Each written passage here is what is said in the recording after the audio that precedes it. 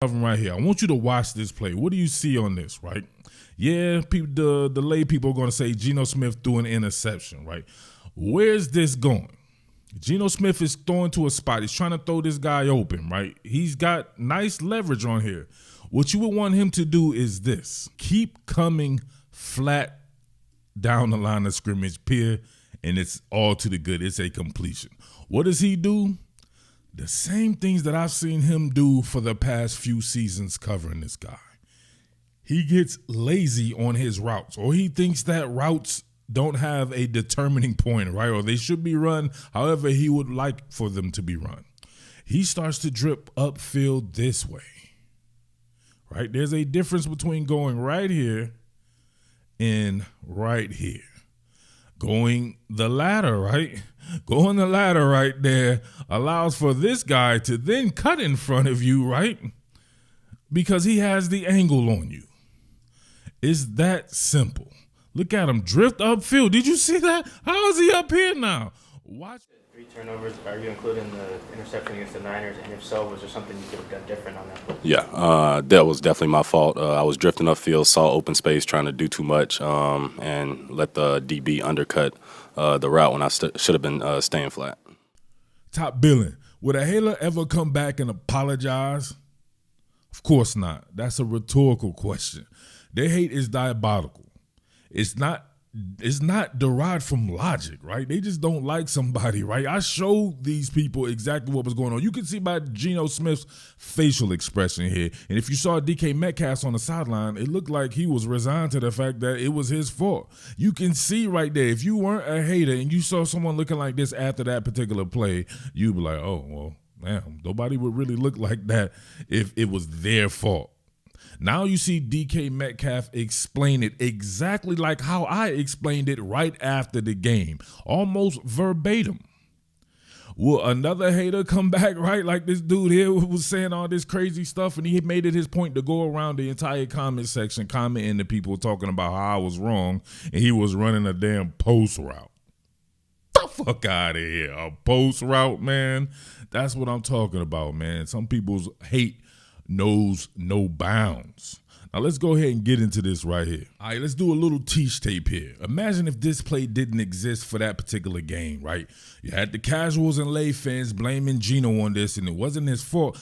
Imagine if this didn't exist. He did the correct play here, right? Or he had the correct read on this one because they vacated the middle. Now, that ass clown who was up there on my divorcing dads, or what his name is, who was up there talking all reckless and stuff, talking about I ain't know what I was talking about, right? And you had another guy who said I wasn't a real analyst. So why would people listen to me, right? Even though he's on my channel, and he had been on my channel commenting as far back as a year ago and had countless comments on that. But people get mad, right, when I tell the truth about Geno Smith, and they just don't like the dude. So they'll say crazy shit that doesn't even make sense. Think about this right here. You have twin end breaking routes. They will both be ran at the same depth, right? Count the steps on this one. This dude said it was a post route, right? First of all, you got to be dumb as hell to even conjure that, right? A post route will be ran at the very least after 10 steps, then you'll hit your transition phase. Now, this is a post route. You'll see it right here. It's way different. It's ran at a much greater depth. Xavier Legette here. I just found the first thing I could in my files right here. You see this post route right here? Bang. He banged that bad boy. It was nasty, too, and went up and got that shit. That's a nasty dude right there. Xavier Legette. I forget which team he went to. Carolina Panthers, yeah. But you can see right here him pushing it vertical. Let's count the steps. 1, 2, 3, 4, 5, 6, 7, 8, 9. Break on your 10th one right there. Come on, what are we doing here, man? Not a real analyst, right? Or the dude claiming it's a post route. I was wrong and all this and that, and don't even know the basics of the game, right? You know why? Because they never played. They're watching people on the internet like me break down film. Do you think I watch people break down film? Not a chance. I'll do other stuff. I never watch anyone break down film. I play the game. I don't need to watch anybody break it down for me. Let's just count the steps here from both of these guys. Twin end breaking routes. 1, 2, 3, 4, 5 break. And you see how he starts drifting up the field right there? Come on, man. This was plain as day to see right there live. I don't know how you could come out of that, have me explain it, and still be on your hate Geno John, right? This would be a post. You go 1, 2, 3, 4, 5, 6, 7, 8, 9, 10. Then he'll cut it straight right here and he'll look in the air. If you're running at 1, 2, 3, 4, 5 and you start breaking like this, that is not a post. What the hell are you talking about, right? Same dude right here, he's breaking right there at different points of the field. It's twin end breaking routes. And you got Smith and Jigba right here. He leads somebody, I believe that particular safety right there leads it, right? That dude said it was Lockett. Yep, vacates the middle of the field. So the safety's biting in on here. DK, all he has to do is keep running flat. That's the best, by far the best choice in this one. Right? He made the correct read right here. Tyler Lockett pulls one out the middle. You have a guy who can break tackles. He probably breaks a tackle right here, right, with the safety having to work with this vertical route right here by your man Lockett launcher. That's all of that right there would be good. He breaks a tackle, he maybe goes the distance. But now you have people thinking Geno Smith doesn't know what he's doing because you have dumbasses out there peddling this type of shit on social media.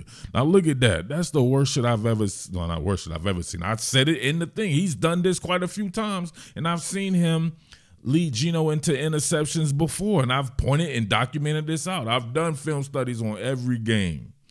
Come on. You people watching me do this, and then it's like you have 51st dates type memory. He's supposed to be coming here, man. It's just that simple. He comes and then starts to drift like they're running zone coverage or something like that. Like he's trying to find a void in the middle of the zone. Geno expects him to be there. They had the perfect call. Great call by Grubb. Great execution by Geno. Poor effort or poor thought process by DK Metcalf. That's what it is right there. It was a poor thought process. He tried to adjust the route on the fly. Now you see him, look, going upfield here. Now, all this dude has to do is come right down because that's where Geno is throwing it to. He's throwing it to a spot. That's where the void was. Shit ain't rocket science, man. Undercuts it. But look at this right here. This is bang. That dude, one of them dudes paid for it though, right? Listen, it's Angry Murph, man, but I'm gonna have to go ahead and do it right here.